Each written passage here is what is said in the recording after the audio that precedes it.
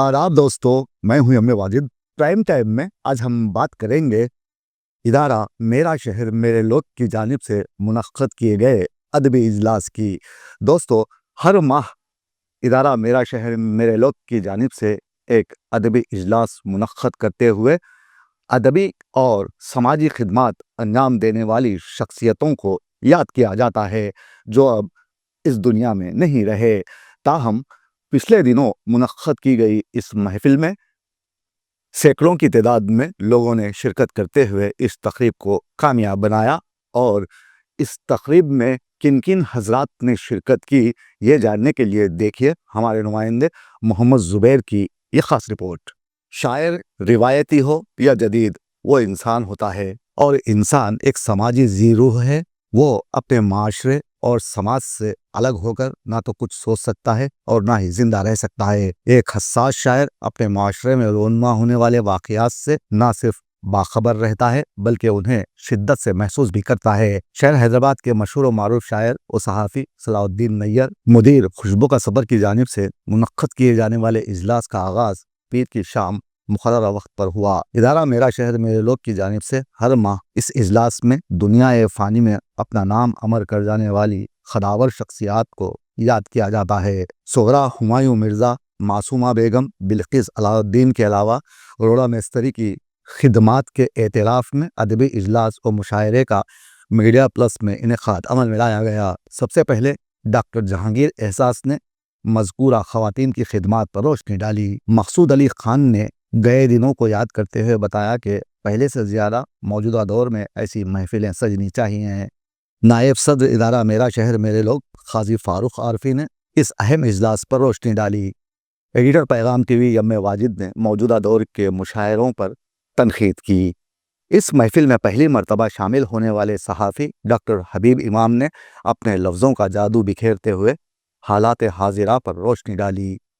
मशहूर और मारूफ सहाफ़ी यम माजिद ने अपने खिताब में कहा कि नैयर साहब की मोहब्बत उन्हें इस जलसे में खींच लाती है। सीनियर सहाफ़ी अजीज़ अहमद ने अपने खिताब में कहा कि जिन ख़वातीन को आज याद किया जा रहा है उनकी खिदमात नाकाबिल फ़रामोश हैं। अब यहाँ मैं बात करूँगा सलाउद्दीन नैयर साहब की, जो निहायत रवां बहरों में शदीद दाखिली जज्बात का इजहार करते हैं। ऐसा मालूम होता है जैसे ज़ात के नेहा खाने अपने तिलिस्म को तोड़ देना चाहते हों, जैसे कोई साया हर शय पर मुहित हो जाना चाहता हो, खुद में डूब जाने और ख़ुद को दरियाफ्त करने की ललक तमाम हायल पर्दों को चाक कर देना चाहती हो। उनकी शेरी कायनात बसीत और मुतनव्वु है। मौजूदा मारूज़ी हालात और शायरी के अलावा मुशायरों की महफिलों पर बात करते हुए उन्होंने याद दिलाया कि किस तरह लड़कियों का मुशायरों में इस्तेहसाल किया जाने लगा है। ऐसे माहौल में रंग तगज़्ज़ुल को बरकरार रखना दुश्वार हो गया है। मुनफरिद महफिलों की ख्वाहिश में शायरी का हुस्न पामाल होने लगा है। वक्त के साथ तहज़ीब के धारे रुख बदल गए हैं, लोग बदल गए हैं, इक़दार बदल गई हैं। मुशायरा अदबी हो या नातिया, इसमें बाशऊर शख्सियात को मदऊ किया जाता है। यह महफिल उस वक्त तक सही है जब तक इसमें बाशऊर हजरात शरीक रहें। इससे मुराद सिर्फ बाशऊर मर्द हजरात। लेकिन जब इस महफिल को ख़वातीन और लड़कियों के ज़रिए रौनक बख्शने की कोशिश की जाती है तो अदब की महफिल नहीं बल्कि बेहयाई का स्टेज बन जाता है। सलाउद्दीन नैयर ने ऐसी अदबी महफिल का जिक्र किया तो सहाफ़ी अजीज़ अहमद नाराज़ हो गए। तो मुझे लगा कि शायद नैयर साहब ने उनकी दुखती रग पर हाथ रख दिया हो। वो स्टेज से उठकर जाने लगे तो नैयर साहब ने अपनी तकरीर रोक दी और फिर हर तरफ सन्नाटा छा गया। ऐसे में मैं सोचने लगा कि मुशायरा हो या अदबी महफिल, ये तो हमेशा से आज़ाद ही होता है। बस इसमें शामिल हाजिरीन का काम दाँत के डोंगे बरसाना होता है। तो कई ऐसे भी शोरा और सहाफ़ी दानिश्वर नक्काद होते हैं जो कई तरह के ग़ुलाम होते हैं।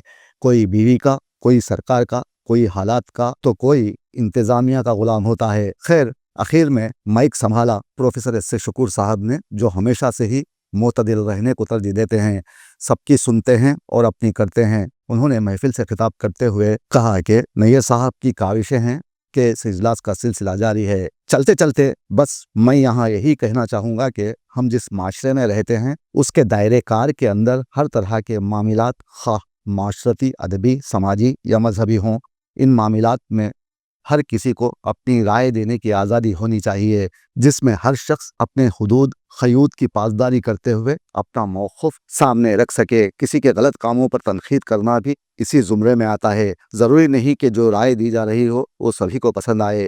کسی کو کسی کی بات سے اختلاف ہے تو اس کی وضاحت ہونی چاہیے، لیکن ناراضگی سے یہ بات واضح ہو جاتی ہے کہ آپ کسی کی بات کو کسی طور سننا ہی نہیں چاہتے۔ اگر ایسا ہوتا ہے تو ہم کسی بھی قسم کے مسئلے کا مثبت حل نہیں نکال سکتے۔ تاہم اس اجلاس میں نائب صدر ادارہ میرا شہر میرے لوگ قاضی فاروق عارفی نے ادارے کی سرگرمیوں پر روشنی ڈالی، جبکہ اس تقریب کی نظامت لطیف الدین لطیف نے بحسن خوبی انجام دی۔ بعد ازاں شعراء نے اپنا اپنا کلام سناتے ہوئے محفل کو یادگار بنا دیا۔ خواتین آپ جو بول رہے ہیں خواتین اتنا لکھے ہیں خواتین کے قصے ان کے مکتوب آپ کی تائید وہ بول لڑکیوں سے میری بات وہ ایسا ہے ارے پورا بھرا ہوا تھا خوشبو کا سفر خواتین کے بارے میں کیا ہے بولو آپ چلیے بات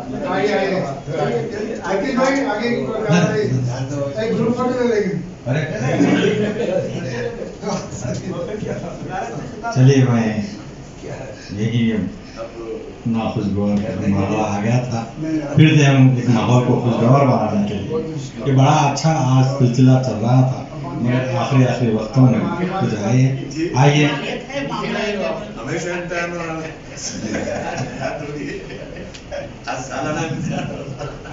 عنوان ایک ہے کیا ہے اچھا ہی بیان کری نا نہیں صاحب آپ جو صحیح ہو رہا ہے اس کو نہیں سب میں کرنا ہی کرنا آپ کرنا نہیں میرے ورک بھی نہیں کرنا چاہیے آپ دونوں پہلو بھی کرنا ہے غلط ہے تو اصلاح کر لینا